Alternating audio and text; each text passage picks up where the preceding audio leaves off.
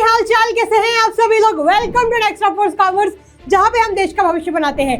तो आज इस वन शॉट सीरीज में हम शुरू करने वाले हैं हमारी क्लास 12 बिजनेस स्टडीज का लास्ट चैप्टर, जिसका नाम है कंज्यूमर प्रोटेक्शन। तो हाँ जी, आपने बिल्कुल सही सुना, इसके बाद हमारे सारे वन शॉट्स कंप्लीट हो जाएंगे। तो आज हम बहुत ही सिंपल सा, बहुत ही छोटा सा, बहुत ही प्यारा सा चैप्टर शुरू करने वाले हैं, जिसका नाम है कंज्यूमर प्रोटेक्शन। और इसका वेटेज लगभग होता है 6 से 7 नंबर का। तो बहुत ही इजी चैप्टर है, बहुत ही प्यारा सा चैप्टर है। अगर आप ये सोच रहे हो कि चलो ना स्किप करके चली जाती, तो ये गलती नहीं करनी है, बिकॉज 6 से 9 नंबर आपके कहीं नहीं जाएंगे। आराम से आपको फ्री में ये चैप्टर दिलवा देगा 6 से 9 नंबर। तो सोचो कितना इंपॉर्टेंट है ये चैप्टर। सो बिना किसी देर के चलो शुरू करते हैं हमारा प्यारा सा छोटा मोटा सा चैप्टर।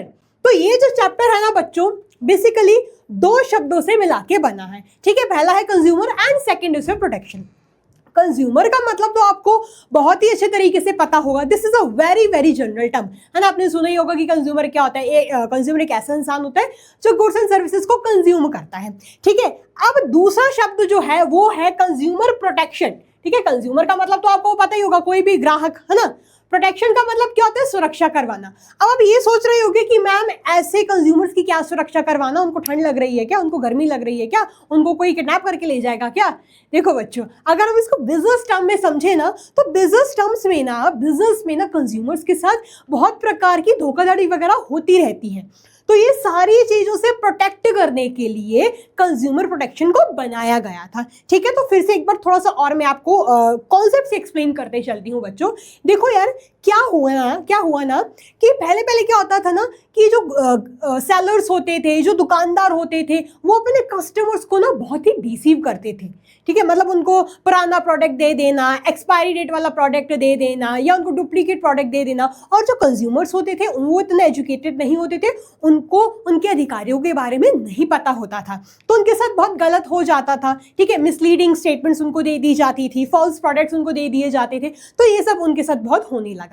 ठीक है, लेकिन आज के ग्लोबलाइजेशन के युग में, ठीक है, लेकिन आज के ग्लोबलाइजेशन के युग में, जहां पर आज टेक्नोलॉजी, जहां पर आज मार्केट इतना आगे बढ़ चुका है, आजकल कस्टमर्स को पागल बनाना इतना आसान नहीं है।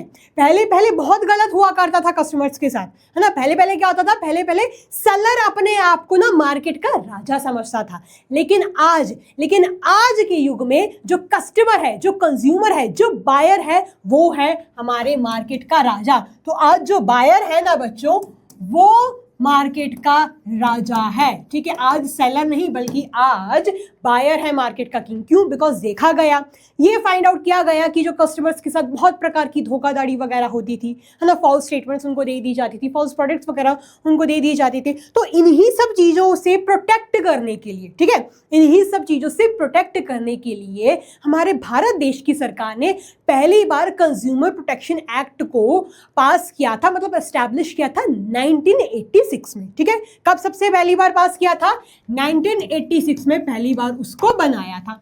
ठीक है, फिर अब 1986 के बाद भी ना बहुत प्रकार के चेंजेस वगैरह हुए, एलपीजी वगैरह हुआ। हाँ, आपको पता ही होगा 1991 में एलपीजी वगैरह हुआ। तो उसके बाद भी काफी ड्रास्टिक चेंजेस हुए। फिर 2019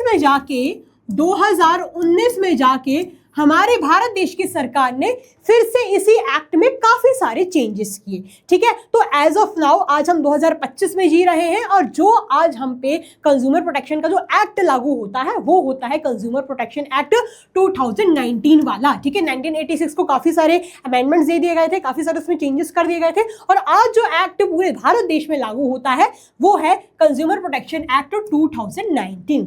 इज इट क्लियर गाइस? तो आई होप आपको ये कॉन्सेप्ट बहुत अच्छे से समझ आया होगा कि कंज्यूमर क्या होता है और इसको प्रोटेक्ट करना जरूरी क्यों है। इस चैप्टर में हम क्या पढ़ेंगे? तो इस चैप्टर में बेसिकली हम कंज्यूमर प्रोटेक्शन एक्ट 2019 के बारे में ही पढ़ने वाले हैं। ठीक है बच्चों, तो चलिए देखते हैं कि भाई बुक क्या बोलती है। So in today's world of globalisation, मतलब ग्लोबलाइजेशन के आज के युग में मार्केट जो ट्रेंड है वो चेंज हो चुका है। जो पहले वाली अप्रोच होती थी जिसमें कैविट एम्पटर होता था, मतलब पहले बायर को सतर्क रहना पड़ता था, ना, पहले बायर को डर के रहना पड़ता था। लेकिन अब वो अप्रोच चेंज हो चुकी है। अब कैविएट वेंडिटर आ चुका है, मतलब अब सेलर को सतर्क रहना पड़ेगा। ठीक है, अब सेलर को झुक के रहना पड़ेगा, बाहर किया गया, आप ऐसा समझ सकते हो। तो आज कंज्यूमर है हमारी मार्केट का किंग। आज हमारी मार्केट का किंग पिन कौन है? कंज्यूमर है, ठीक है, मतलब हम हैं। तो हम सभी लोग किसी ना किसी वे में कंज्यूमर्स तो है ही हैं। हम कुछ ना कुछ कंज्यूम करते हैं, कुछ ना कुछ चीजें खरीदते हैं, तो हम कंज्यूमर ही कहलाते हैं, ठीक है। So to make consumers aware of their rights and to safeguard their interest, the government passed the consumer protection act in 1986। अब इसलिए कंज्यूमर्स को प्रोटेक्ट करने के लिए, उनके अधिकारों को प्रोटेक्ट करने के लिए कंज्यूमर प्रोटेक्शन एक्ट पास किया गया 1986 में, जो फर्दर अमेंड हुआ। कब अमेंड हुआ? 2019 में। और आज जो एक्ट अप्लाई होता है हम पे वो है consumer protection act 2019। Is it clear guys? तो आई होप आपको ये कॉन्सेप्ट बहुत अच्छी तरीके से समझ आया होगा, ठीक है। अब हम थोड़ा कंज्यूमर प्रोटेक्शन एक्ट 2019 के बारे में भी जान लेते हैं। तो सबसे पहला पॉइंट क्या दिया गया है? सबसे पहला पॉइंट ये बोला गया है, the consumer protection act 2019 seeks to protect and promote the consumer interest through speedy and inexpensive redressal of their grievance। मतलब क्या बोला गया है कि जो कंज्यूमर प्रोटेक्शन 2019 का जो एक्ट है वो ये मेक श्योर करता है कि जो कंज्यूमर के जो अधिकार हैं, ठीक है, जो हमारे राइट्स हैं, जो हमारे इंटरेस्ट वगैरह है, वो प्रोटेक्टेड रहे, हमारे राइट्स के साथ खिलवाड़ ना हो, हमारे साथ किसी भी प्रकार का गलत कुछ ना हो जाए, ठीक है। और अगर कुछ भी गलत होता है तो उसको कैसे रिजॉल्व करना है, क्या प्रोसीजर होगी, ठीक है। प्रोसीजर्स फास्ट होनी चाहिए, स्पीडी होनी चाहिए, प्लस इनएक्सपेंसिव होनी चाहिए, मतलब सस्ती होनी चाहिए, अफोर्डेबल होनी चाहिए। अगर प्रोसेस को टफ बना दिया जाएगा बच्चों तो क्या होगा? तो कंज्यूमर है वो डरेंगे, वो ये बोलेंगे कि यार इतनी महंगी प्रोसेस है, हम अफोर्ड नहीं कर सकते हैं, तो वो पीछे हट जाएंगे, वो उसके खिलाफ अपनी आवाज़ उठाएंगे ही नहीं। तो इनएक्सपेंसिव रेड्रेसल के जरिए, मतलब रेमेडी के जरिए उनकी दिक्कत को सुलझाना भी है, ठीक है। फिर आगे क्या है? आगे ये है कि पूरे भारत देश में लागू होता है, होल इंडिया पे, पैन इंडिया पे ये लागू होता है, ठीक है। ये सभी प्रकार के बिजनेसेस पे लागू होता है, सभी प्रकार के मैन्युफैक्चरर्स पे लागू होता है, भले वो ट्रेडर हो, भले वो गुड्स सप्लाई कर रहा हो, या भले ही कोई ई कॉमर्स फर्म हो, यानी फ्लिपकार्ट हो, अमेजॉन हो, कोई भी सेलर है, कोई भी मैन्युफैक्चरर है, ठीक है, हर एक उस शख्स पे अप्लाई होगा consumer protection act 2019। Is it clear guys? चलिए अब हम आगे बढ़ते हैं।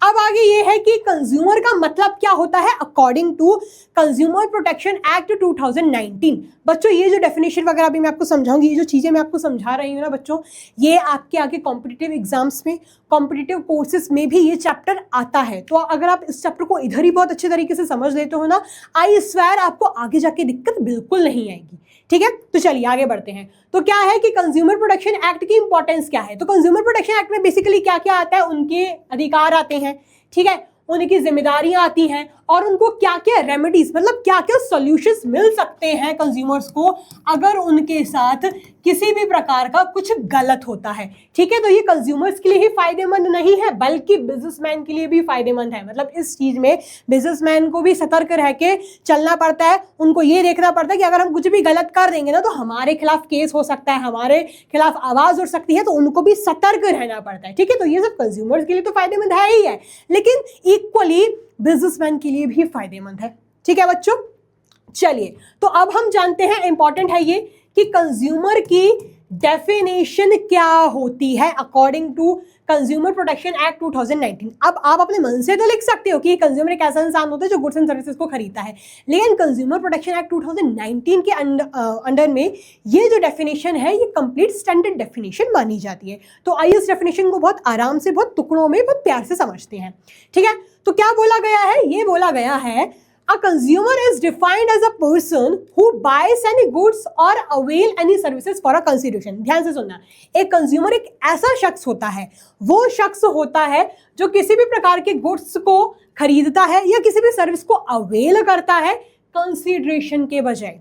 कंसिडरेशन मतलब पैसे देने पड़ते हैं। अगर कोई गुड खरीद रहा है, अगर कोई सर्विस कंज्यूम कर रहा है, तो उसके रिटर्न में उसको कंसिडरेशन पे करनी पड़ेगी। अगर वो कंसिडरेशन पे नहीं करेगा तो वो कंज्यूमर नहीं कहलाएगा, ठीक है। सो विच हैज बीन पेड, या तो वो पैसा पे हो चुका हो, या तो वो कंसिडरेशन पे हो चुकी हो, या प्रॉमिस किया जाए कि मैं पे करूंगा, ठीक है, या प्रॉमिस किया जाए, ठीक है, या आधी पे कर दी गई हो और आधी ये बोला जाए कि आधी मैं आगे पे कर दूंगा, ठीक है, आधी प्रॉमिस की जाए under any scheme of deferred payment. Deferred payment में मतलब क्या होता है, सामान अभी लेके चले जाओ, पेमेंट इसकी बात कर देना, ठीक है। तो अगर कोई 50% पेमेंट देके जा रहा है, 50% बाद में दे देगा, या कोई अगर 10% पेमेंट देके जा रहा है, बाकी की 90% बाद में दे देगा, तो इस केस में भी वो इंसान कंज्यूमर कहलाएगा, ठीक है। इट इज नॉट नेसेसरी कि इंसान 100% पेमेंट ही करके जाए। अगर वो 5-10% पेमेंट कर रहा है ना बच्चों, तब भी उस केस में भी वो कंज्यूमर ही कहलाएगा।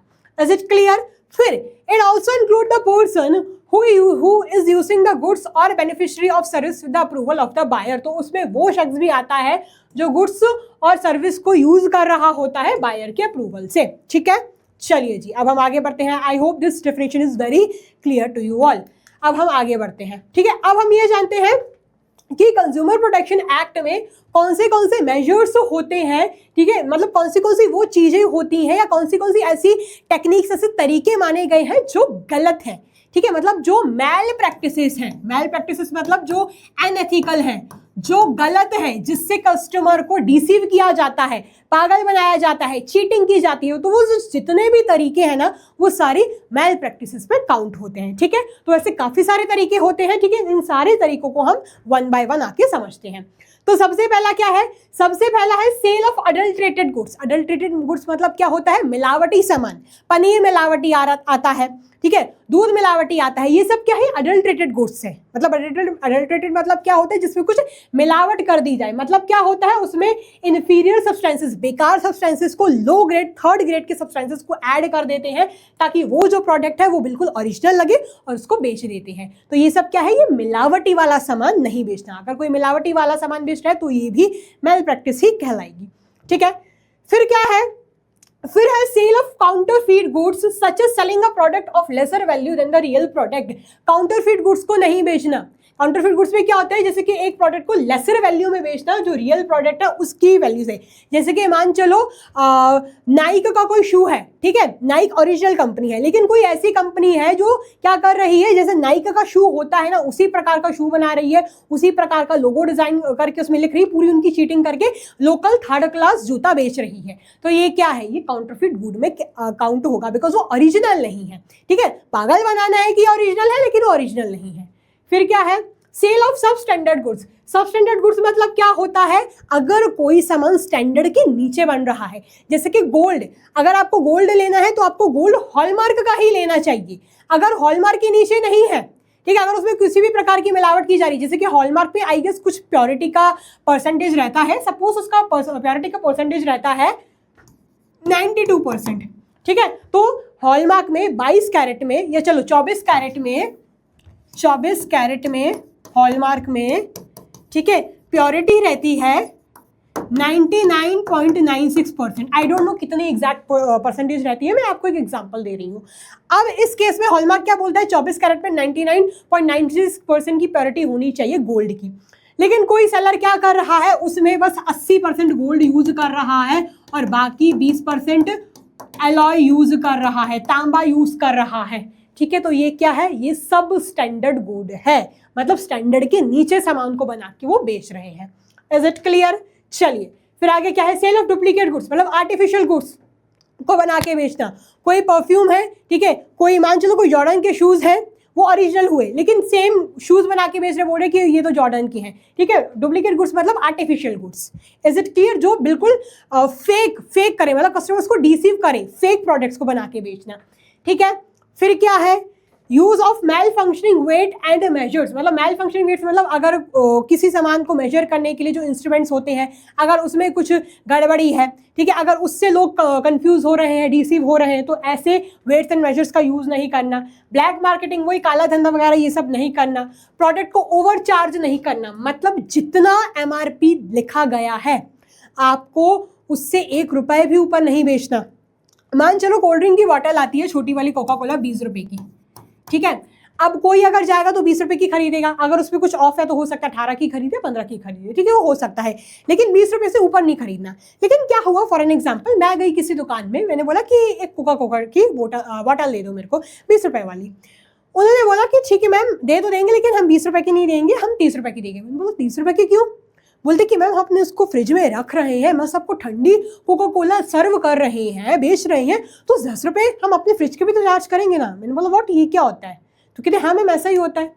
लेकिन मैं थी एक जागरूक नागरिक, मैंने बोला कि अगर आप MRP से 1 रुपया भी ऊपर ले रहे हैं ना तो मैं आपकी कंप्लेन कर सकती हूँ कंज्यूमर कोर्ट में। तो वो डर गए, कहते नहीं नहीं मैम, नहीं नहीं मैम, अब 20 रुपए की ले जाइए, है ना। तो अगर आपको भी कोई इसी तरीके से पागल बनाता है तो आपको पागल नहीं बनना है, बिकॉज आप MRP से 1 रुपया भी ऊपर नहीं दे सकते हो, ठीक है, यही रूल है।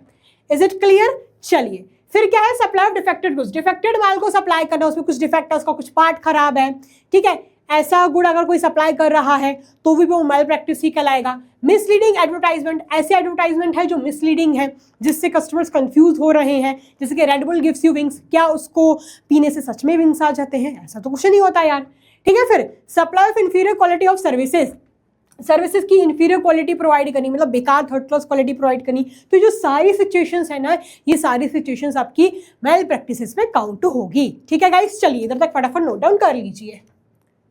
हाँ जी बच्चों, सो आई होप अपने इधर तक नोट डाउन कर लिया होगा। अब हम बढ़ेंगे आगे। अब ये बोला जा रहा है, अब ये मतलब पूछा तो नहीं जा रहा, बोला जा रहा है कि कंज्यूमर प्रोटेक्शन की क्या इंपॉर्टेंस है कंज्यूमर्स के POV से, मतलब कंज्यूमर्स के पॉइंट ऑफ व्यू से कंज्यूमर प्रोटेक्शन होना क्यों जरूरी है, ठीक है।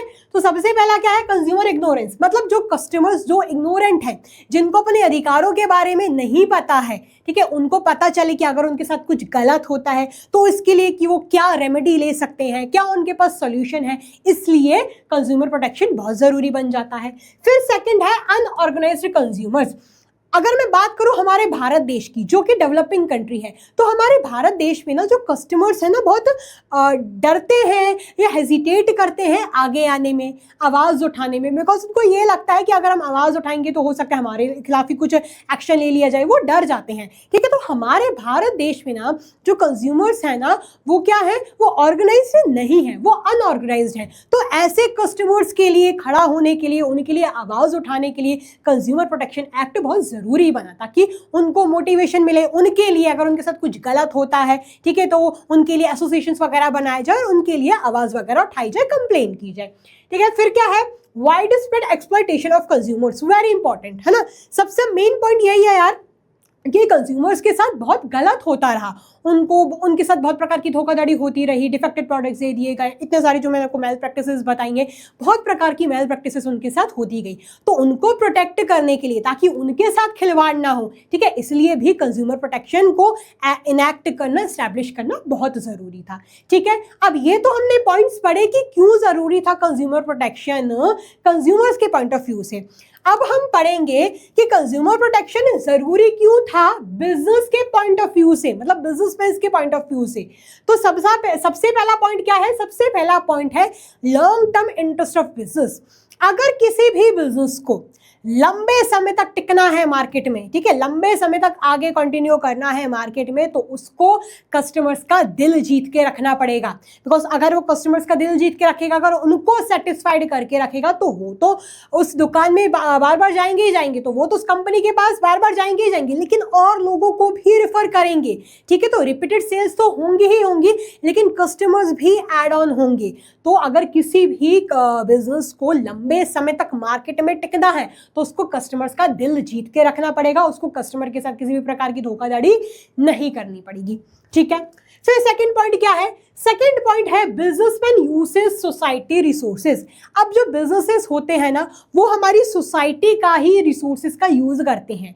ये जो लेबर है, ठीक है, ये जो प्लांट्स वगैरह हैं, जब इनको प्लांट्स को काट के जब अपनी बिल्डिंग को खड़ी करते हैं, लेबर वगैरह को यूज करते हैं, तो ये सब हमारी पृथ्वी का, हमारे देश का, हमारी सोसाइटी, हमारे समाज के ही रिसोर्सेज हैं। तो एक बिजनेसमैन का ये फर्ज बनता है कि अगर वो एक हाथ से कुछ ले रहे हैं तो दूसरे हाथ से कुछ दे भी, ठीक है। इसलिए बिजनेसमैन को क्या करना पड़ता है, सोसाइटी के रिसोर्स को अच्छे तरीके से यूज जब वो करते हैं तो इसके लिए, इसके बजाय उनको सोसाइटी को भी सर्व करना पड़ता है, मतलब कस्टमर को भी अच्छे तरीके से ट्रीट करना पड़ता है, ठीक है। फिर क्या है, सोशल रिस्पॉन्सिबिलिटीज, मतलब एक बिजनेस की अब समाज सोशल क्या बोलेंगे यार उसको, हिंदी में क्या बोलते हैं, सामाजिक कर्तव्य, ठीक है, सामाजिक जिम्मेदारी भी बन चुकी है कि उसको कस्टमर्स के साथ अच्छा रहना पड़ेगा। आपने अक्सर देखा होगा कि टाटा कंपनी इतनी फेमस क्यों है, बिकॉज वहां पर ये माना जाता है, ये सुना जाता है कि एम्प्लॉयज को बहुत अच्छे तरीके से ट्रीट करते हैं, कस्टमर्स हमेशा उनकी तारीफ करते आए हैं। एक बार हम रिलायंस की बुराई कर देंगे लेकिन टाटा की बुराई बहुत ही कम लोग करेंगे, क्यों, बिकॉज टाटा कंपनी ने कस्टमर्स को अपना बना के रखा हुआ है, ठीक है, वो सोशल रिस्पॉन्सिबिलिटीज भी प्रॉपर फुलफिल करता है, एम्प्लॉयज को अच्छी सैलरी देता है, उनको अच्छा इन्वायरमेंट देता है, ठीक है, अनाथों के लिए काफी काम करवाता है, काफी मतलब सोशल वर्क भी करता है, तो उससे अपनी इमेज बहुत अच्छी बनाई हुई है, काफी पॉजिटिव वर्क वो करता है। Is it clear? फिर क्या है, फिर है गवर्नमेंट इंटरवेंशन। हमने ये जो पॉइंट्स हैं ना बच्चों क्लास 11th में भी पढ़े थे। तो बच्चों क्या होता है कि अगर कोई भी बिजनेस अपनी लिमिट्स अगर क्रॉस करता है, ठीक है, अगर लॉ को वायलेट करता है तो सरकार बीच में आती है, सरकार पेनल्टी वगैरह लगाती है। तो सरकार ये बोलती है कि अगर कायदे में रहोगे तभी फायदे में रहोगे, ठीक है। तो अगर बिजनेस कुछ रूल्स को, कुछ लॉस को, कुछ रेगुलेशंस को वायलेट करती है तो सरकार पेनल्टी वगैरह भी लगा सकती है, ठीक है। फिर क्या है, consumer is the purpose of business. अब देखो यार, सच तो यही है कि एक बिजनेस का ना मेन उद्देश्य होता है प्रॉफिट कमाना, और वो प्रॉफिट कब कमा पाएगा, जब उसकी सेल्स इंक्रीज होंगी। सेल्स कब इंक्रीज होंगी, जब मैक्सिमम कस्टमर्स उसके पास आएंगे, है ना। तो एट द एंड कस्टमर ही ना उसका सबसे इंपॉर्टेंट सोर्स होता है। तो अगर वो कस्टमर को खुश रखेगा, है ना, अगर कस्टमर से खुश जाएगा, वो बार बार उनके पास जाएगा, और भी लोगों को रेफर करेगा, और भी नए कस्टमर्स आएंगे, ठीक है। तो एक बिजनेस को ये मेक श्योर करना पड़ता है कि जितने भी मेरे पास कस्टमर्स थे वो तो मेरे बन के रहे, मतलब वो तो रिटेन हो ही जाए, प्लस और भी कस्टमर्स मेरे पास ऐड हों, ठीक है। तो एट द एंड बिजनेस का प्राइमरी पर्पस क्या होता है, प्रॉफिट कमाना। प्रॉफिट कैसे आता है, सेल्स जब इंक्रीज होती है तब आता है, और सेल्स कैसे इंक्रीज होती है, जब कस्टमर्स इंक्रीज होते हैं, ठीक है बच्चों। फिर आगे क्या है, मॉरल या एथिकल जस्टिफिकेशन। मतलब आजकल एथिक्स सिर्फ प्रोफेशन का ही पार्ट नहीं बन चुके हैं, बल्कि बिजनेस की ग्लोरी में भी ये ऐड ऑन करते हैं, ठीक है, बल्कि बिजनेस की ग्लोरी में भी ऐड ऑन करने लगे हैं, ठीक है। तो एक बिजनेस का मॉरल या एथिकल जस्टिफिकेशन भी बनता है कि वो क्या करे, कंज्यूमर्स को प्रोटेक्ट करे, ठीक है बच्चों। चलिए फटाफट इधर तक नोट डाउन कर लीजिए। हाँ जी बच्चों, तो अब हम पढ़ेंगे कि कंज्यूमर राइट्स क्या होती हैं। तो ये बहुत ही वेरी वेरी इंपॉर्टेंट टॉपिक है यार, पक्का लिख के ले लो, एक आध क्वेश्चन इस टॉपिक से बन के आएगा ही आएगा। This is very important topic of this chapter. तो इसमें क्या बताया गया है, बेसिकली इसमें ये बताया गया है कि कंज्यूमर के कौन से अधिकार होते हैं, ठीक है। तो चलिए शुरू करते हैं हमारे पहले राइट से, जो है राइट टू सेफ्टी। तो राइट टू सेफ्टी क्या बोलता है कि कंज्यूमर्स, राइट टू सेफ्टी ये बोलता है कि कंज्यूमर्स का पूरा अधिकार है कि उनको उन प्रोडक्ट्स के बारे में जानकारी मिले, उनको उन प्रोडक्ट्स के बारे में इंफॉर्मेशन मिले जो प्रोडक्ट्स उनकी जान के लिए और जो प्रोडक्ट्स उनकी हेल्थ के लिए, उनकी प्रॉपर्टी के लिए हानिकारक हो सकते हैं, ठीक है। तो क्या बोला गया है, according to this right the consumers have the right to be protected against the marketing of goods and services which are hazardous to the property. तो इस राइट के अकॉर्डिंग कंज्यूमर्स का पूरा अधिकार होता है कि उनको ऐसे गुड्स एंड सर्विसेज के बारे में पता चले जो उनकी जान के लिए और उनकी प्रॉपर्टी के लिए हानिकारक हो सकते हैं, ठीक है। ये जो राइट है ये एक सेफ यानी एक सुरक्षित जिंदगी के लिए बहुत इंपॉर्टेंट है। जैसे कि आपने देखा होगा प्रेशर कुकर्स वगैरह हो गए, कुछ सॉल्यूशंस वगैरह हो गए, गैस सिलेंडर्स वगैरह हो गए, इन प्रोडक्ट्स के बारे में उनको प्रॉपर पता चले, ठीक है। तो क्या बोला है, sometimes manufacturing defects in pressure cookers, कभी कभार जो प्रेशर कुकर्स में कुछ डिफेक्ट्स आ जाते हैं, सिलेंडर्स में कुछ डिफेक्ट्स वगैरह आ गए, या कुछ और इलेक्ट्रिकल अप्लायंसेस वगैरह में डिफेक्ट आ गए, इनकी वजह से कंज्यूमर की जिंदगी को, उनकी हेल्थ को, उनकी प्रॉपर्टी को नुकसान पहुंच जाता है, ठीक है। तो ये राइट मेक श्योर करती है जो कंज्यूमर है वो हानिकारक प्रोडक्ट्स से, हानिकारक सर्विसेज वगैरह से क्या रहे, उनके बारे में वो अवेयर रहे कि कौन से प्रोडक्ट्स उनकी जान के लिए, उनकी प्रॉपर्टी के लिए हानिकारक हो सकते हैं, ठीक है, उसको सेफली यूज करें। अब प्रेशर कुकर को जो हमारी इंडियन नॉर्म्स होती है वो सेफली यूज करती हैं, इलेक्ट्रिकल अप्लायंसेस को हम बहुत सेफली यूज करते हैं। आपने नोटिस किया होगा कि हम कभी भी गीले हाथों से किसी इलेक्ट्रिकल अप्लायंसेस को टच नहीं करते, बिकॉज उसमें करंट पास होने का डर होता है, ठीक है। तो ऐसे बिकॉज हमें पता है कि इसमें ऐसा हो सकता है, ठीक है, इससे करंट पास हो सकता है। तो इसमें यही बोला गया है कि ऐसे प्रोडक्ट्स के बारे में कंज्यूमर्स को पूरी पूरी जानकारी हो जो प्रोडक्ट्स उनकी जान, उनकी प्रॉपर्टी, उनकी सेहत वगैरह के लिए हानिकारक हो सकते हैं, ठीक है। तो ये थी हमारी पहली राइट। सेकेंड राइट होती है राइट टू इंफॉर्मेशन। देखो, राइट टू इंफॉर्मेशन मतलब क्या होता है? जानकारी, ठीक है। तो राइट टू इंफॉर्मेशन ये बोलती है इस राइट के अंदर राइट टू इंफॉर्मेशन ये बोलती है कि कस्टमर्स का पूरा पूरा अधिकार होता है कि जिस प्रोडक्ट को वो खरीदना चाहते हैं, खरीदने जा रहे हैं, उस प्रोडक्ट की वो पूरी पूरी इंफॉर्मेशन को एक्वायर करें, उस प्रोडक्ट की स्टैंडर्ड, क्वालिटी, प्योरिटी वगैरह, जितनी भी स्टैंडर्ड क्या है, उसकी क्या क्वालिटी है, क्या क्वांटिटी है, क्या उसकी प्योरिटी है, ये सारी जो इंफॉर्मेशन होती है उसके बारे में वो कलेक्ट करें वो इंफॉर्मेशन, ठीक है बच्चों। तो क्या बोला गया है इस राइट के अंदर? According to this right the consumer has the right to get information about the quality, ठीक है, quality, quantity, purity, standard and price of goods. मतलब क्या उस प्रोडक्ट की क्वालिटी है, क्या उसकी क्वांटिटी है, क्या उसकी प्योरिटी है, क्या उस प्रोडक्ट का कीमत है, ये सारी चीज़ों के बारे में उसको पता चले ताकि वो किसी भी प्रकार की unfair trade practices, abusive trade practices से बच के रहे, ठीक है, ताकि उसके साथ किसी भी प्रकार की धोखाधड़ी ना हो। अगर किसी भी बॉटल की प्राइस है 100 रुपये, ठीक है, तो कस्टमर को 100 रुपये ही मिलेगा, अगर डिस्काउंट में उसको कम की भी मिल सकती है, लेकिन 100 रुपये से वो ऊपर उसको 1 रुपया भी पे ना करना पड़े, ये मेक श्योर होना चाहिए, ठीक है। और क्या बोला गया है? It is because of this right that the legal framework in India requires the manufacturers to provide such information on the package and label of the product. Packaging and labelling हमने लास्ट चैप्टर में ही पढ़ा था, ठीक है। तो इस right के under ही जो मैन्युफैक्चरर्स होते हैं, जो प्रोडक्ट को क्रिएट करते हैं, बनाते हैं, उनकी ये पूरी पूरी जिम्मेदारी बनती है कि प्रोडक्ट में जो इंपॉर्टेंट इन्फॉर्मेशन होती है, इसकी क्या एक्सपायरी डेट है, क्या इसकी मैन्युफैक्चरिंग डेट है, कैसे इसको यूज़ करना है, ये सारी इंपॉर्टेंट इन्फॉर्मेशन वो लेबलिंग पे डाले, उस प्रोडक्ट की लेबलिंग पे वो सारी इंपॉर्टेंट इन्फॉर्मेशन को डाले, ठीक है बच्चों। चलिए, तो ये हो गया हमारा राइट टू इन्फॉर्मेशन। अब क्या है नेक्स्ट? अब नेक्स्ट है राइट टू बी अश्योर्ड। तो इस राइट के अकॉर्डिंग एक कंज्यूमर का पूरा पूरा अधिकार होता है कि जो चीज़ उसको अच्छी लग रही है, ठीक है, जो प्रोडक्ट उसको अच्छा लग रहा है, वो उसी प्रोडक्ट को सेलेक्ट करे, उसी प्रोडक्ट को वो खरीदे। मतलब सेलर इस केस में ज़बरदस्ती दबाव नहीं डाल सकता, फोर्स नहीं कर सकता कि आप इसी प्रोडक्ट को खरीद के लेके जाइए, वो थोप नहीं सकता कस्टमर पे।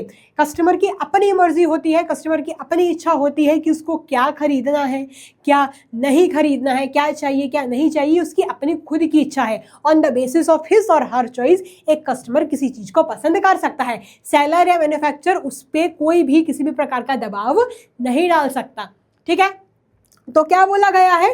सो according to this right every consumer has a right to choose the goods और सर्विसेज ऑफ हिज और हर लाइकिंग्स। तो इस राइट के अकॉर्डिंग हर एक कंज्यूमर की अपनी चॉइस होती है कि इसको क्या पसंद करना है, क्या नहीं करना है, ठीक है। द प्रोड्यूसर और सप्लायर और retailer should not force a customer to buy a particular brand only. जो पर्टिकुलर प्रोड्यूसर है, सप्लायर है, मैन्युफैक्चरर है, वो कस्टमर पे किसी भी प्रकार का दबाव नहीं डाल सकता कि आप इसी को खरीदो, इसी को खरीदो, ऐसा नहीं हो सकता। वो कस्टमर की चॉइस है, ठीक है। जैसे कि अगर आप मोबाइल खरीदने जा रहे हो, ठीक है, आपको आईफोन खरीदना है, तो ये आपकी चॉइस है कि आपको आईफोन चाहिए, कोई और आप पे जबरदस्ती नहीं डाल सकता। दुकानदार आपको नहीं बोल सकता कि सैमसंग का ही खरीदो, वो आपको बता जरूर सकता है, आपको सजेस्ट जरूर कर सकता है कि सैमसंग का ये मोबाइल आया है, इसमें ये फीचर्स हैं, इसकी इतनी प्राइस है, वो आपकी मदद जरूर कर सकता है अगर आपको कंफ्यूजन है, लेकिन वो आप पे दबाव नहीं डाल सकता, ठीक है बच्चों। चलिए, नेक्स्ट राइट क्या है? नेक्स्ट राइट है राइट टू बी हर्ड और राइट टू रिप्रेजेंटेशन। देखो बच्चों, मतलब इसको राइट टू बी हर्ड के नाम से भी आप बोल सकते हो और राइट टू रिप्रेजेंटेशन के नाम से भी बोल सकते हो, बात एक ही है, ठीक है, ये एक ही राइट है। इस राइट में बच्चों क्या होता है ना कि अगर कस्टमर के साथ, ठीक है, ध्यान से सुनना, अगर कस्टमर के साथ किसी भी प्रकार का कुछ गलत होता है, मैल प्रैक्टिस वगैरह होती है, तो एक कस्टमर का पूरा पूरा अधिकार बनता है कि वो उस चीज़ के खिलाफ आवाज़ उठा पाए, ठीक है, वो उस चीज के खिलाफ क्या करे, आवाज उठा पाए, कंप्लेन कर पाए, ठीक है, उस चीज के खिलाफ कंप्लेन कर पाए, चुपचाप डर के हेजिटेट करके वो एक जगह बैठा ना रहे। ही has a full right to complain for that particular product. Is it clear? ठीक है, तो क्या बोला गया है, according to this right the consumer has the right to represent himself और टू बी हर्ड और right to advocate his interest. इस राइट के अंडर जो कंज्यूमर है उसका पूरा पूरा अधिकार है कि वो अपने आप को रिप्रेजेंट करे, ठीक है, या और right to advocate his interest, या अपने इंटरेस्ट को वो एडवोकेट करे, पेश करे। In case a consumer has been exploited, ध्यान से सुनना, or has any complaint against a product or service, then he has a right to be heard। ठीक है, अगर किसी केस में कंज्यूमर के साथ किसी भी प्रकार का कुछ गलत होता है, उसके साथ किसी भी प्रकार का कुछ खिलवाड़ होता है, तो वो कंप्लेन कर सकता है उस पर्टिकुलर गुड्स एंड सर्विसेज के लिए।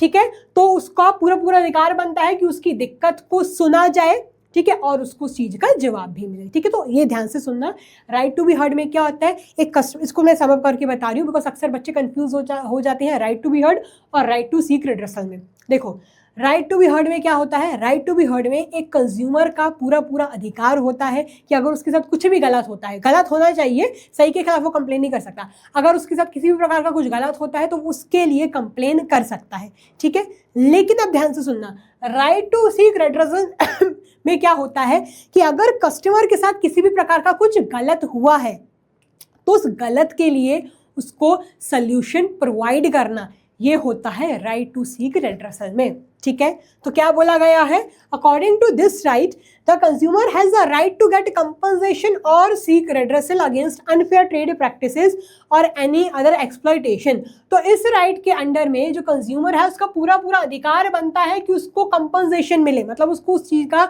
मुआवजा मिले, ठीक है, या उसको उस चीज का रेमेडी मिले, सॉल्यूशन मिले, ठीक है, रिड्रेसल मिले अगर उसके साथ किसी भी प्रकार का कुछ गलत हुआ है। तो राइट टू बी हर्ड में क्या था, कस्टमर अगर एक कस्टमर के साथ कुछ गलत हुआ है तो उस चीज को वो पेश कर सकता है।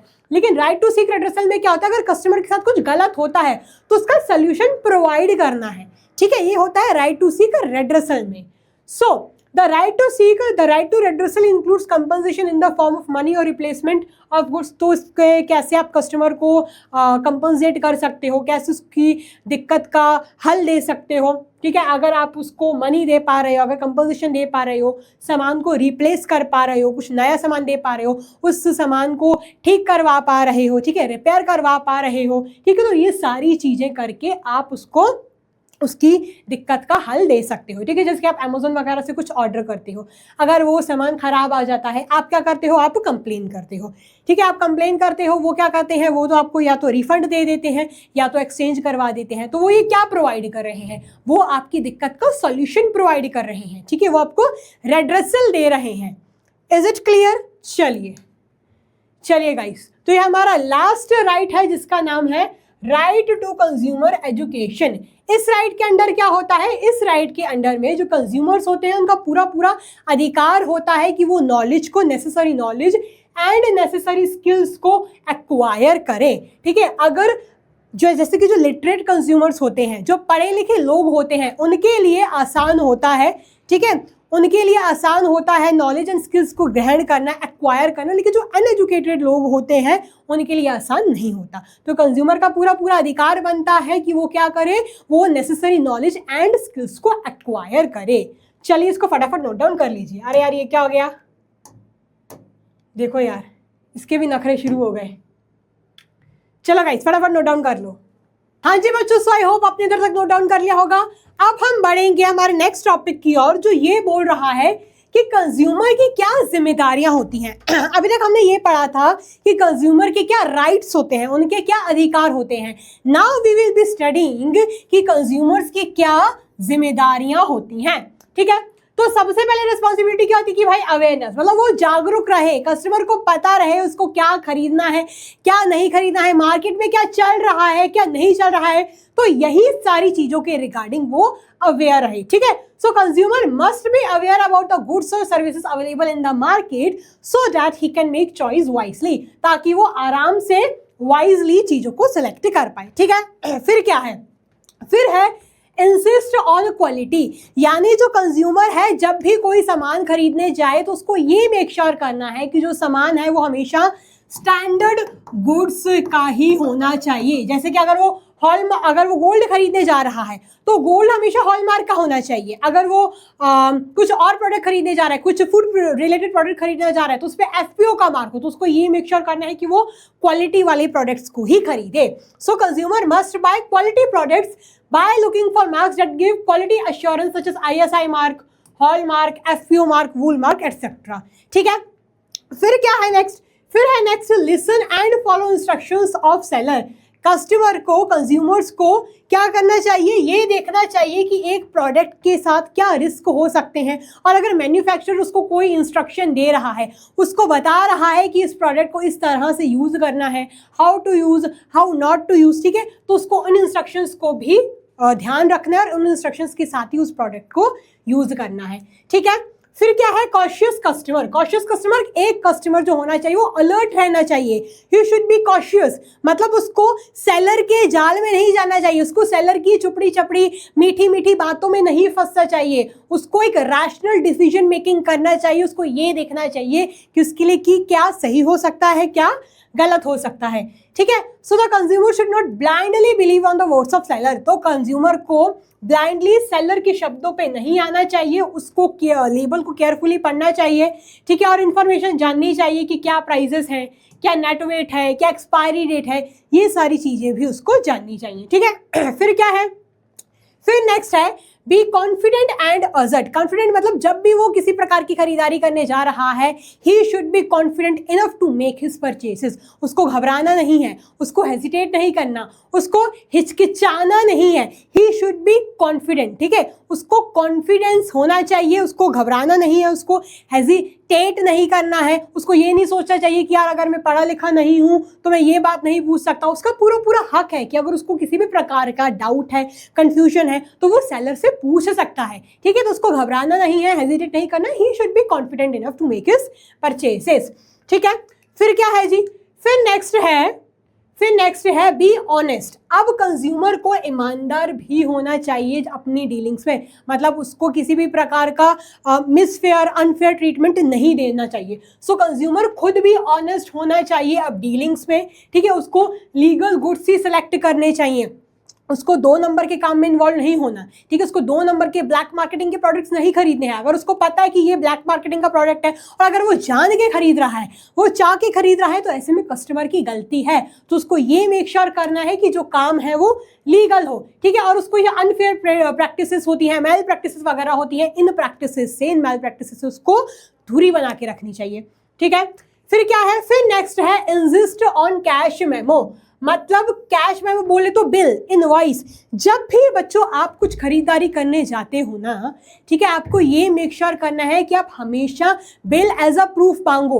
बिकॉज अगर किसी भी प्रकार का डिस्प्यूट हो रहा है, कल को जाके किसी भी प्रकार की लड़ाई, कॉन्फ्लिक्ट्स हो रहे हैं, झगड़े हो रहे हैं, ठीक है, अगर सेलर ने मना कर दिया कि ये प्रोडक्ट तो मैंने बेचा ही नहीं है, तो उस वक्त कौन एक एविडेंस की तरह एक्ट करेगा? उस वक्त ये जो कैश मेमो है, ये जो बिल है, वो एक प्रूफ की तरह एक्ट करेगा। ठीक है, so to file a complaint the consumer needs the evidence of purchase. तो कंप्लेंट फाइल करने के लिए कंज्यूमर को एक परचेज का एविडेंस चाहिए होता है। ठीक है, और कैश मेमो क्या होता है? कैश मेमो प्रूफ होता है कि उस कंज्यूमर ने ये एक पर्टिकुलर सामान को खरीदा है। ठीक है, तो सेलर को कैश मेमो देना ही चाहिए, भले बायर उसके लिए पूछे या ना पूछे, लेकिन सेलर की ये भी जिम्मेदारी बनती है कि उसको कैश मेमो तो देना ही चाहिए। ठीक है, फिर क्या है? फिर है file complaints in an appropriate consumer forum. तो कंज्यूमर को अगर किसी भी प्रकार का नुकसान हो रहा है, अगर छोटा सा भी नुकसान है ना, तब भी उसको कंप्लेन करनी चाहिए जो उसका अप्रोप्रिएट फोरम है उसमें। अप्रोप्रिएट फोरम क्या है, कमीशंस क्या है, वो मैं आपको आगे पढ़ाऊंगी। ठीक है, वो भी बहुत इंपॉर्टेंट टॉपिक है। अगर उसको छोटा सा भी नुकसान हो रहा है ना, तब भी उसको उसके खिलाफ आवाज़ उठानी चाहिए। ऐसे में क्या है? ऐसे में सेलर्स को भी लगता है कि हाँ, जो अब कस्टमर्स है वो अवेयर हो चुके हैं, वो कॉशियस हैं, तो वो भी क्या करते हैं? वो भी सतर्कता से काम करते हैं, वो भी फेयर डीलिंग के ही साथ फिर काम करते हैं। ठीक है, फिर क्या है? फिर है कंज्यूमर ऑर्गेनाइजेशन, मतलब कंज्यूमर सोसाइटीज को फॉर्म करना चाहिए उन लोगों के लिए, उन कंज्यूमर्स के लिए जो एजुकेटेड नहीं है, जो इतने शिक्षित नहीं है, जो अपने लिए अपने राइट्स के लिए आवाज़ नहीं उठा सकते हैं, ठीक है। तो ऐसे में उन लोगों के लिए क्या करना चाहिए, कंज्यूमर सोसाइटीज वगैरह फॉर्म करना चाहिए, कंज्यूमर्स को एजुकेट करना चाहिए और उनके इंटरेस्ट को भी प्रोटेक्ट करना चाहिए, ठीक है।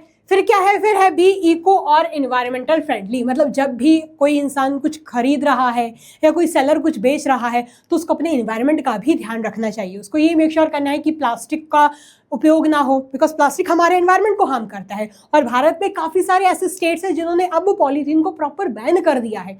तो ये मेक श्योर करना है कि हमारा एनवायरनमेंट भी सेफ ही रहे, ठीक है, जब किसी भी प्रकार की ट्रेडिंग डीलिंग हो रही है। तो आई होप आपको ये रिस्पॉन्सिबिलिटीज समझ आई होंगी। चलिए फटाफट इधर तक नोट डाउन कर लीजिए।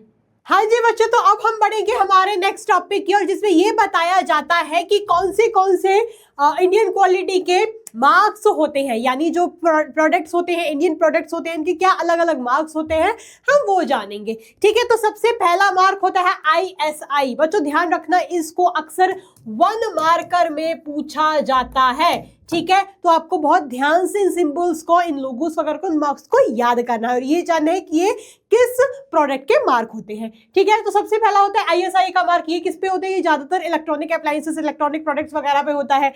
नेक्स्ट आपका होता है एग मार्क। एग मार्क होता है, ऐसे याद रखना, एग मार्क मतलब एग्रीकल्चर, तो एग मार्क होता है agriculture commodities and life stock products पे, ठीक है।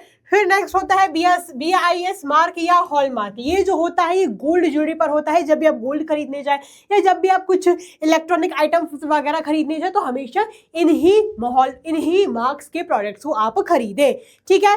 फिर क्या आता है, फिर होता है वूल मार्क। वूल मार्क क्या करता है, वूल मार्क ये सिग्निफाई करता है कि जो प्रोडक्ट है उस पर 100% प्योर वूल यूज हुई है। फिर है इको मार्क। इको मार्क होता है इन्वायरमेंटल फ्रेंडली प्रोडक्ट्स पे। तो ये अक्सर 1 मार्कर में पूछा जाता है, इसलिए इसको बहुत अच्छे तरीके से याद करें, ठीक है। बस इतना ही था इसमें।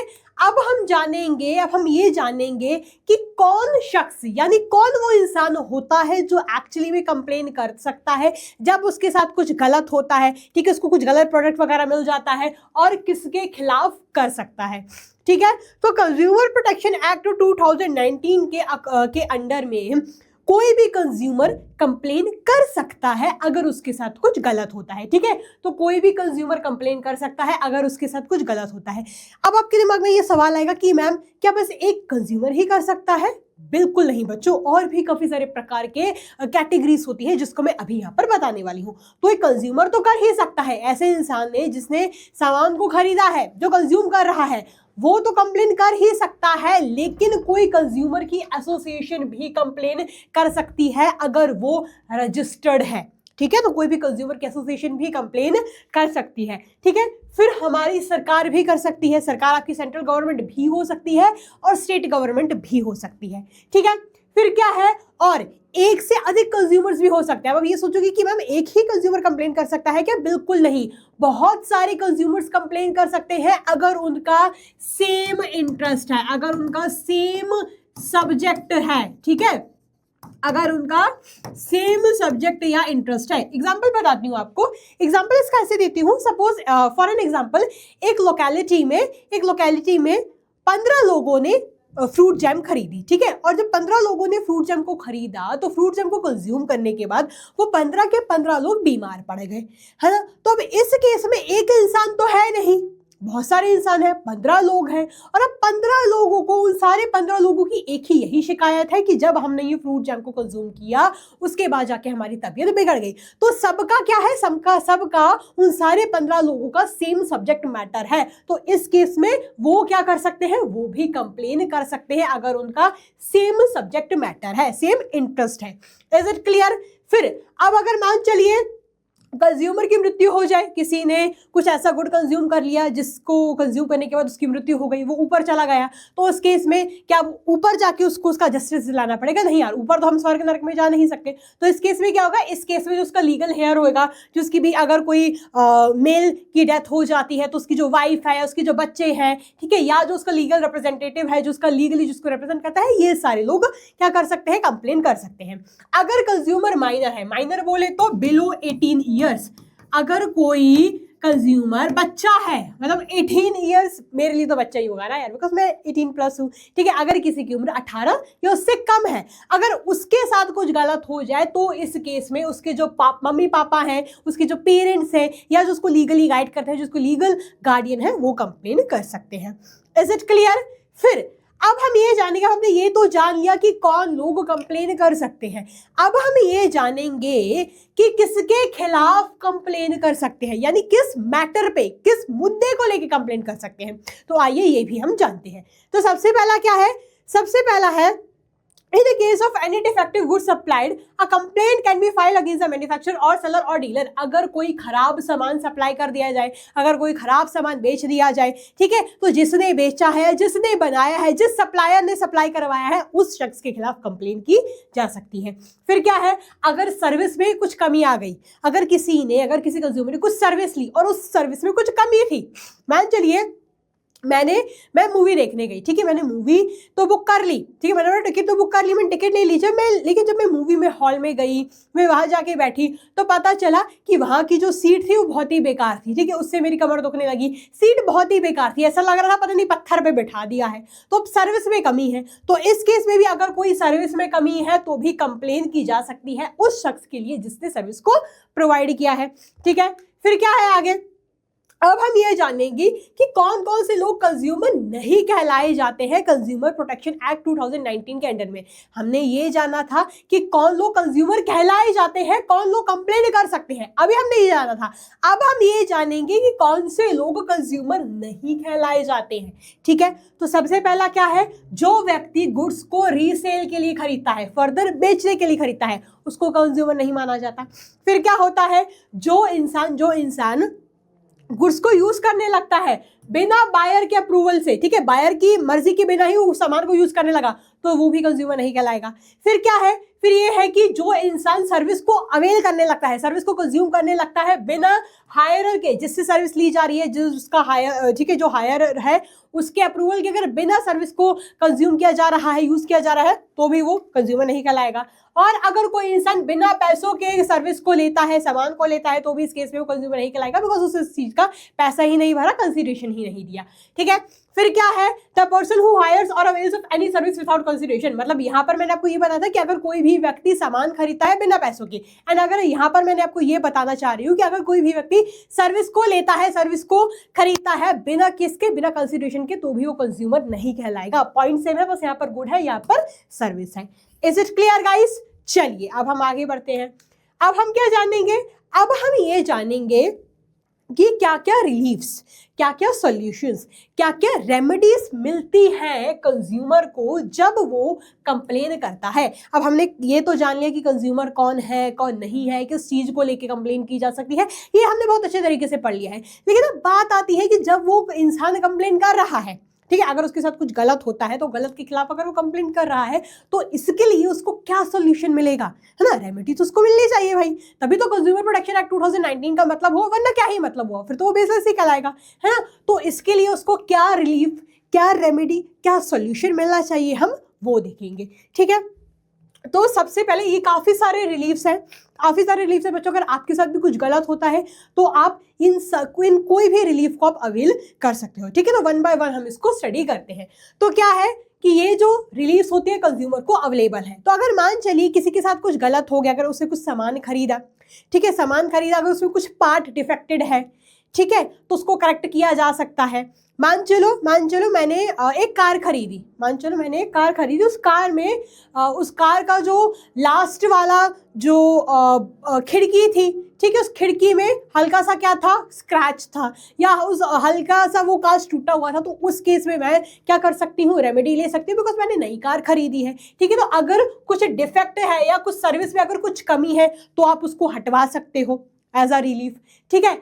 अगर आपको डिफेक्टिव प्रोडक्ट मिल जाता है तो उस डिफेक्टिव प्रोडक्ट को आप रिप्लेस करवा सकते हो एक नए प्रोडक्ट से। जैसे कि आपने देखा होगा कि आप अमेजॉन, फ्लिपकार्ट वगैरह से जब ई कॉमर्स एप्लीकेशन से आप शॉपिंग करते हो, तो जब आपको खराब सामान आ जाता है आप क्या करते हो, आप उसको रिफंड के लिए डाल देते हो। ठीक है, रिफंड के बाद आप क्या करते हो, या तो आप उसका दूसरा साइज, दूसरा कुछ प्रोडक्ट मंगवा लेते हो, या तो आप क्या करते हो, रिफंड करवा लेते हो अपने बैंक अकाउंट पे, जहाँ से आपका जो ओरिजिनल पेमेंट मोड था उसमें आप अपने पैसे क्रेडिट करवा देते हो। ठीक है, ऐसा करते हो। तो बस ये भी वही है कि अगर कुछ डिफेक्टेड प्रोडक्ट आपको मिल गया तो आप उसको न्यू प्रोडक्ट के साथ रिप्लेस करवा सकते हो। ठीक है, फिर क्या है, फिर है to refund the price paid for the product और the charges paid for the services.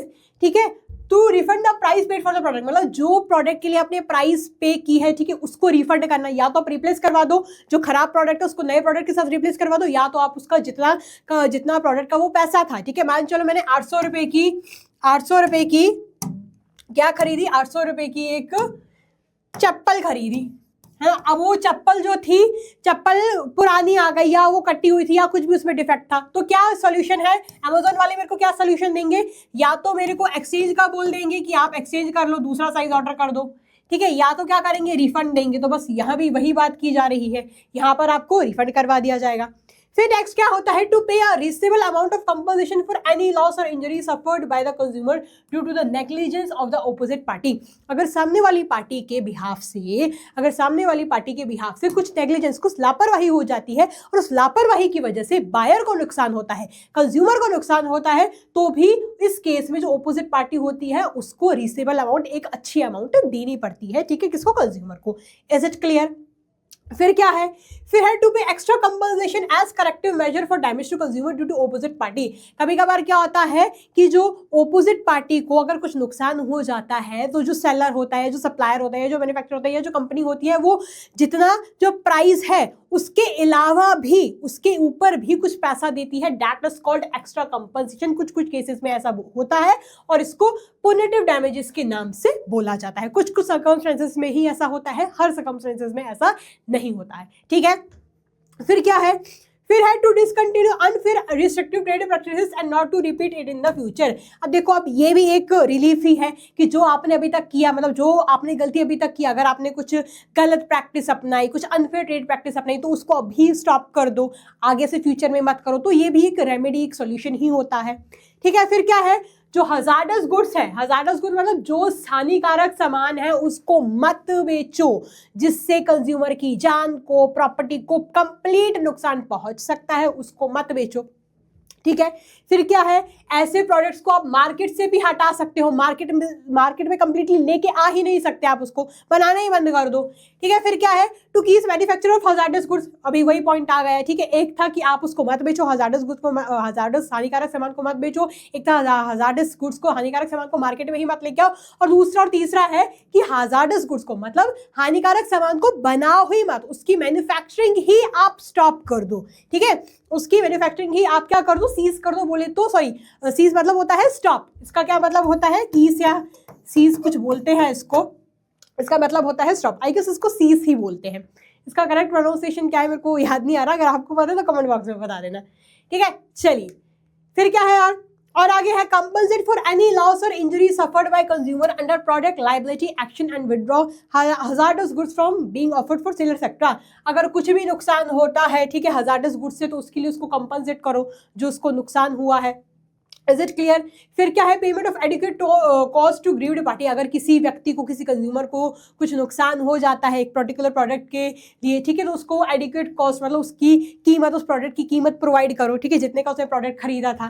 फिर ये है district commission, state commission, national commission में भी आप कंप्लेन कर सकते हो, which we will be studying further, जो कि बहुत इंपॉर्टेंट है। ठीक है, तो अब ध्यान से देखो, जो डिस्ट्रिक्ट कमीशन है, जो स्टेट कमीशन है, जो नेशनल कमीशन है, उनका पूरा अधिकार है कि वो एक कॉन्ट्रैक्ट को क्या कर सकते हैं, उसको अमान्य कर सकते हैं, उसको कंप्लीटली अमान्य घोषित कर सकते हैं, अगर उनको ये लगता है कि ये जो ट्रीटमेंट है, ये जो प्रैक्टिस है, या ये जो सर्विस है, ये अनफेयर है, ये अच्छी नहीं है लोगों के लिए, तो उसको वो कंप्लीटली अमान्य भी कर सकते हैं। ठीक है, फिर क्या है, two keys and desist from issuing any misleading advertisement. कोई भी ऐसा एडवर्टाइजमेंट है जो कंज्यूमर्स को बहकावे में डाल रहा है, जो मिसलीडिंग है, ठीक है, उसको भी वो बंद करवा सकते हैं। Is it clear. फिर क्या है, फिर है every order of district commission, state commission और the national commission is deemed final. कुछ भी ऑर्डर अगर डिस्ट्रिक्ट कमीशन का, स्टेट कमीशन का या जो नेशनल कमीशन का होता है, वो फाइनल माना जाता है। ठीक है। If no appeal for such order is made by any of the parties involve in dispute, अगर कोई भी पार्टी, जिस पार्टी ने कंप्लेन की है, ठीक है, अगर उस पार्टी ने फर्दर कोई अपील नहीं की तो इनका ऑर्डर फाइनल माना जाता है। ठीक है, चलिए फटाफट इधर तक नोट डाउन कर लीजिए।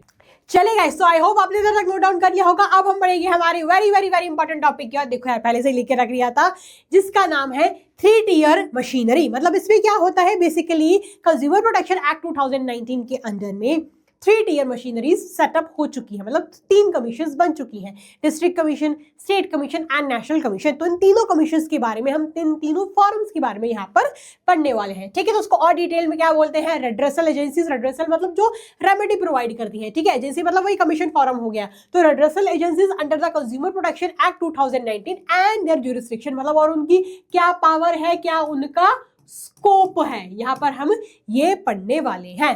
ठीक है, तो basically 3 tier consumer machinery, grievances machinery होती है। मतलब ग्रीवेंसेस बोले तो शिकायतें, जहाँ पर कंज्यूमर अपनी शिकायत दर्ज कर सकता है।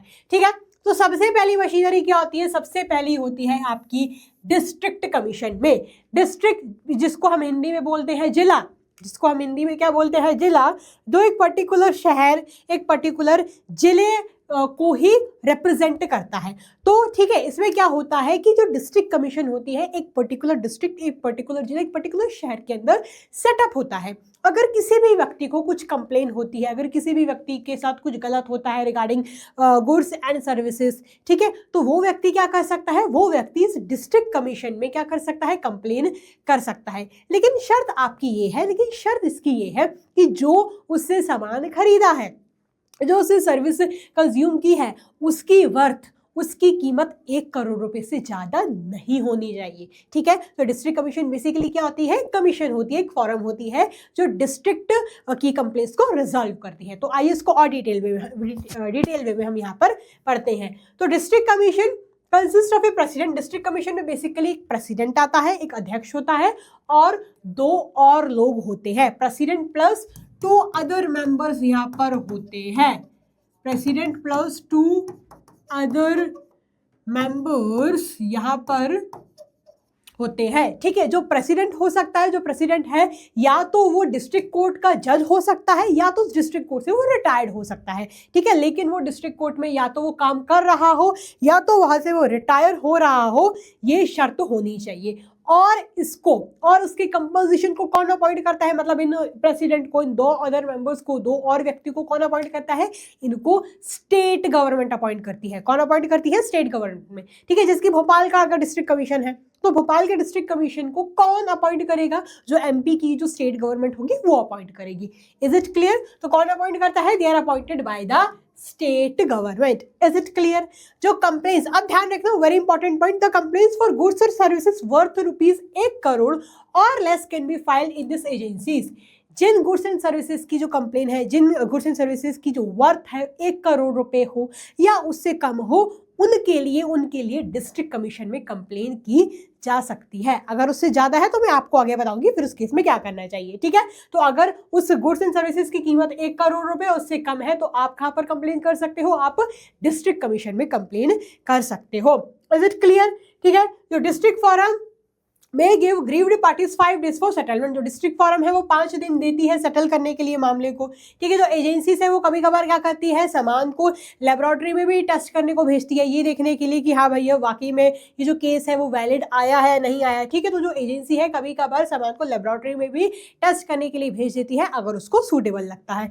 Is it clear? If the aggrieve party, अगर जो अग्रीव्ड पार्टी मतलब जिसने केस किया है, मतलब जो कंप्लेंट लेके गया है, ठीक है, जो कंज्यूमर कंप्लेंट करके गया है, अगर वो डिस्ट्रिक्ट कमीशन के फैसले से संतुष्ट नहीं है तो उसको क्या करना पड़ेगा, तो उसको स्टेट कमीशन में क्या करनी पड़ेगी, अपील करनी पड़ेगी with in a period of 45 days. Very important, यहां से क्वेश्चन पूछ लिया जाता है। अगर कोई व्यक्ति संतुष्ट नहीं होता है डिस्ट्रिक्ट कमीशन के फैसले से तो उसको 45 डेज के अंदर ही कहां पर जाना पड़ेगा, स्टेट कमीशन में जाना पड़ेगा। अगर वो 45 डेज के बाद जा रहा है तो भैया स्टेट कमीशन उसको वहां से भगा देगी, मतलब वहां से अपने उसको स्टेट कमीशन अपने दरवाजे उसके लिए बंद कर देगी।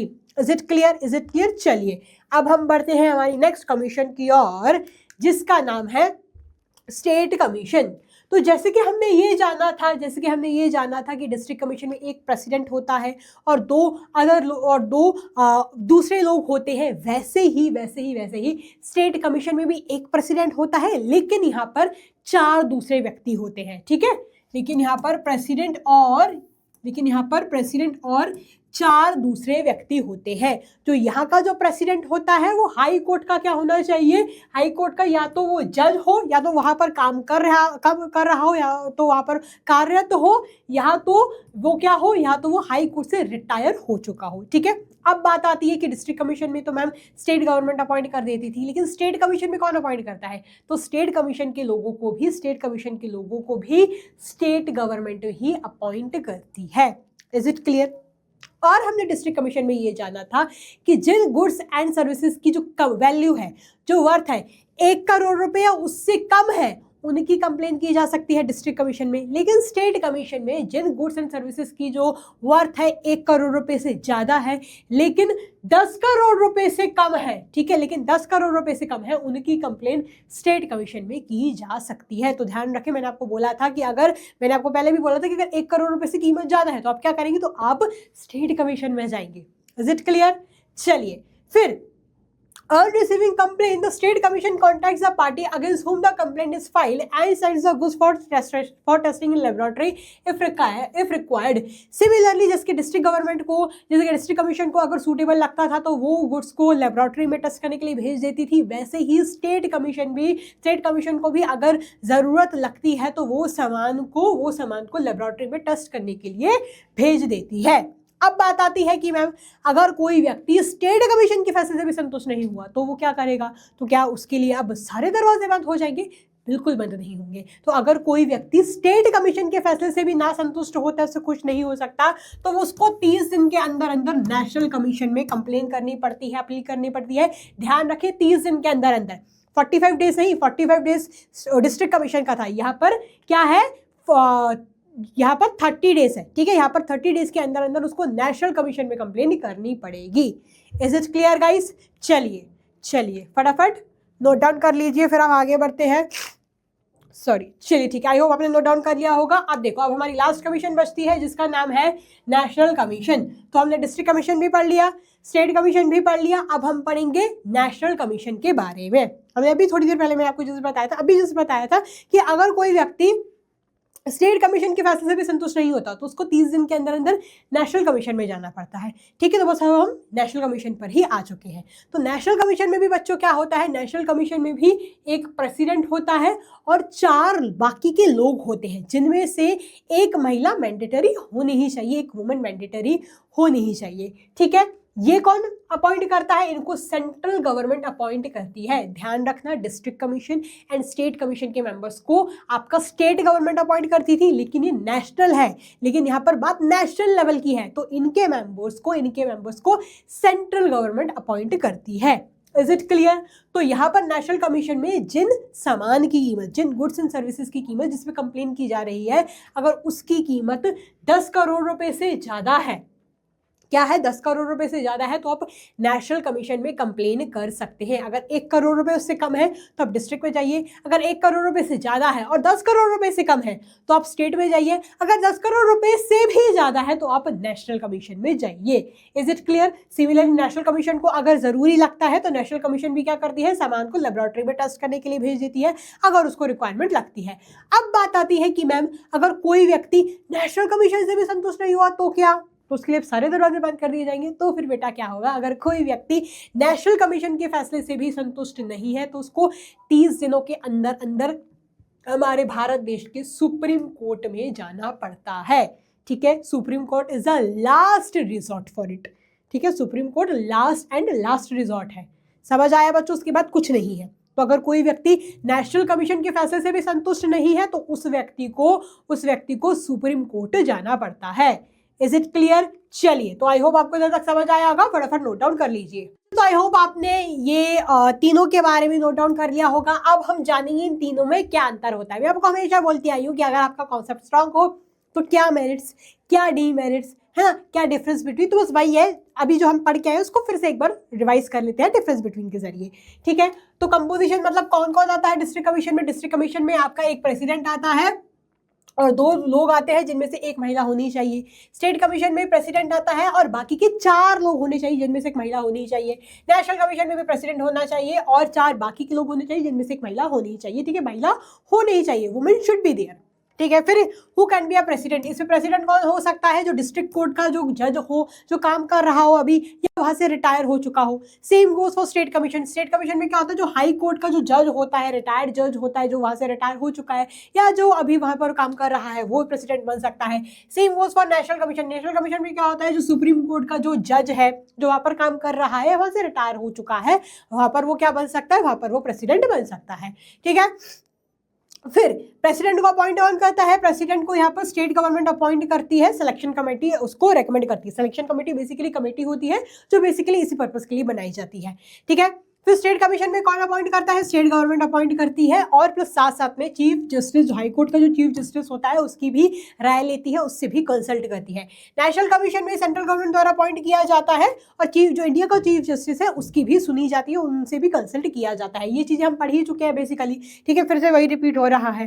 ज्यूरिसडिक्शन क्या है डिस्ट्रिक्ट कमीशन का, कि अगर कंप्लेन की जो वैल्यू है वो 1 करोड़ रुपए से कम है, 1 करोड़ रुपए या उससे कम है, तो आप डिस्ट्रिक्ट कमीशन में जा सकते हैं। अगर आपके सामान की जो मूल्य है, सामान की जो वैल्यू है 1 करोड़ रुपए से ज्यादा है लेकिन 10 करोड़ रुपए से कम है, तो स्टेट कमीशन में जा सकते हैं। अगर आपके सामान की वैल्यू 10 करोड़ रुपए से भी ज्यादा है तो आप नेशनल कमीशन में जा सकते हैं। Is it clear. फिर क्या है, ये पॉइंट फिर से रिपीट हो गया, सॉरी जी, माफ करें, श्वेता दीदी गलती बहुत करती हैं आपकी। ठीक है, माफ कर दो, कोई बात नहीं, अब बड़े दिल वाले लोग हो। नाउ अगला पॉइंट क्या है, अगला पॉइंट है अपील अगेंस्ट ऑर्डर्स। अगर कोई व्यक्ति डिस्ट्रिक्ट कमीशन के फैसले से संतुष्ट नहीं है तो वो 45 डेज के अंदर अंदर स्टेट कमीशन में क्या कर सकता है, अपील कर सकता है। स्टेट कमीशन वाला पॉइंट आपका श्वेता दी दिखा गई है, लेकिन मैं फिर आपको रिपीट करके बता देती हूँ। अगर कोई व्यक्ति स्टेट कमीशन के फैसले से संतुष्ट नहीं है तो उसको 30 दिनों के अंदर अंदर कहाँ पर जाना पड़ता है, नेशनल कमीशन में जाना पड़ता है। ठीक है, इसका मैंने आपको पॉइंट वैसे बता दिया है, लेकिन इसकी एक्सप्लेनेशन और आप स्टैंडर्ड वर्ड्स में क्या लिखेंगे वो मेरे को कमेंट बॉक्स में बताइए। इसलिए अभी मैं आपको थोड़ा बहुत ऐसा लिख देती हूँ, अपील टू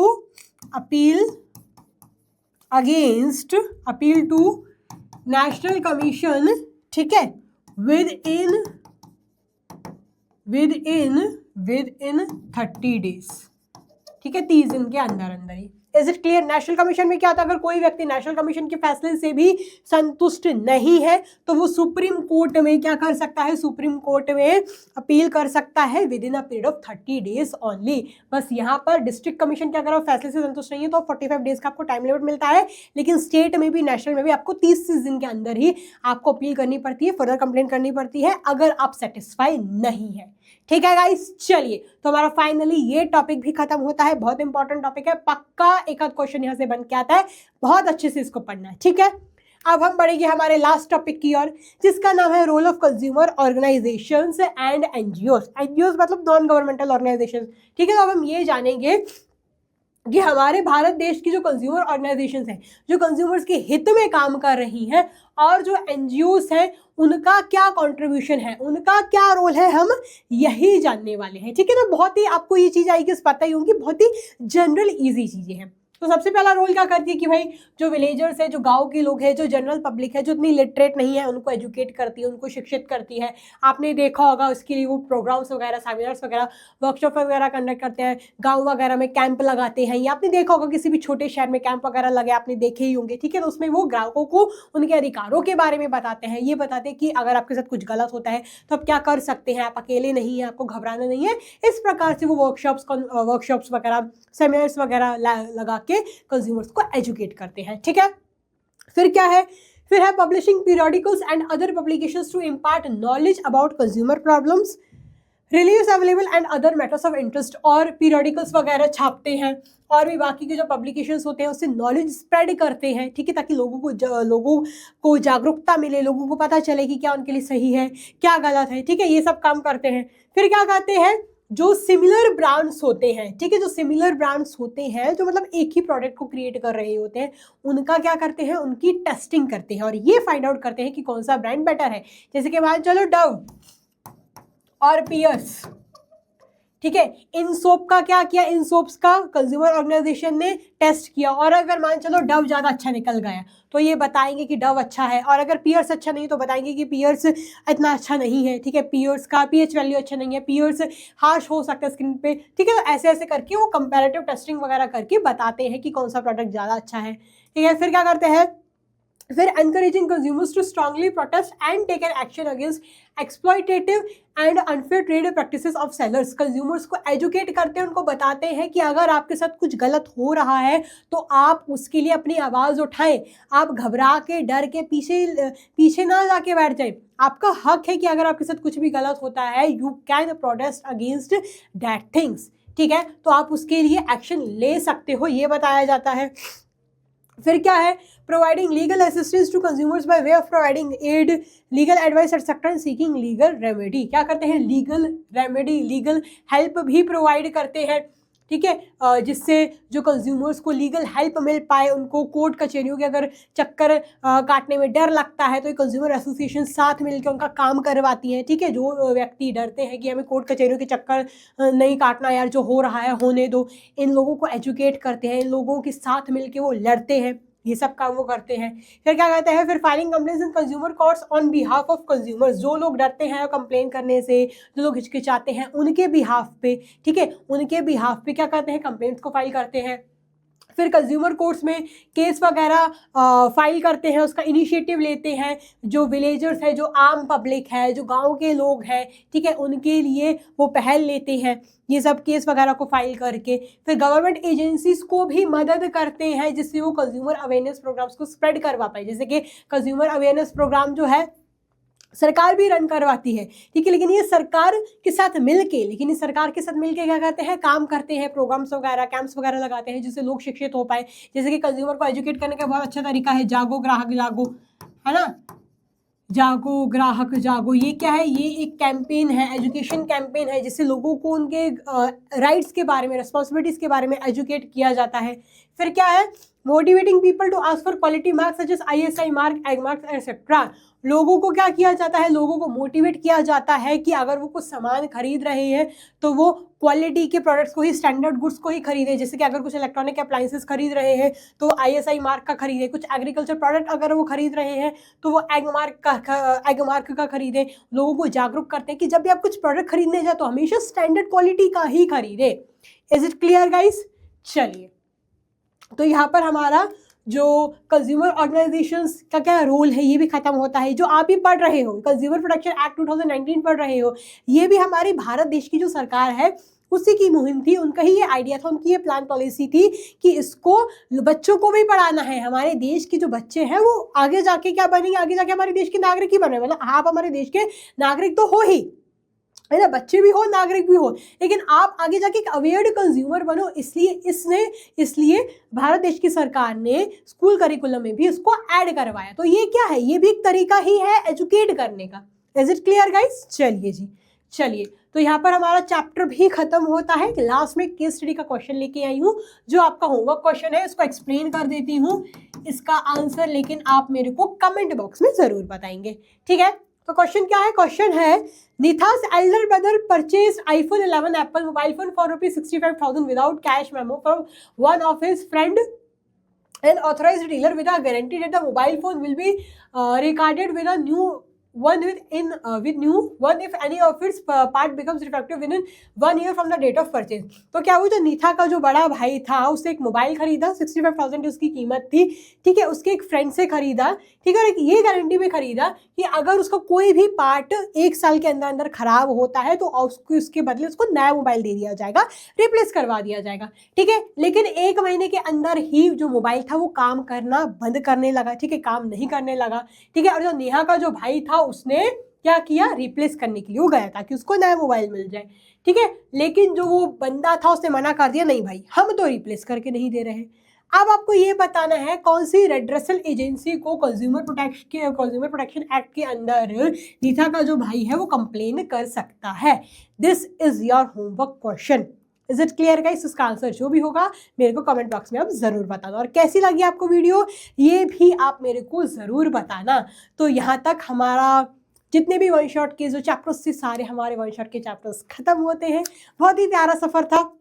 चैप्टर को बहुत ही क्रिस्प वे में मैंने पढ़ के बताया है। हर एक टॉपिक को मैंने यहाँ पर कंप्लीट करवाने की कोशिश की है, कोई भी टॉपिक मैंने नहीं छोड़ा है, ठीक है, सब कुछ कवर करवाया है। आई होप आपको मेरी सारे वन शॉट की वीडियोस बहुत अच्छी लगी होंगी। हमारे वन शॉट की वीडियो की जो सीरीज है वो यहाँ पर एंड होती है। जल्द ही मिलेंगे किसी न्यू सीरीज के साथ, आपके लिए फिर कुछ अच्छा नया लेके आएंगे, ठीक है। तो अगर आपको ये वीडियो अच्छी लगी हो, अगर आपको ये चैप्टर अच्छा लगा हो, तो प्लीज अपना प्यार जरूर कमेंट बॉक्स में दर्शाए। Till the time, take care, keep working hard. Thank you so much, god bless you, love you all, take care, tata, bye bye.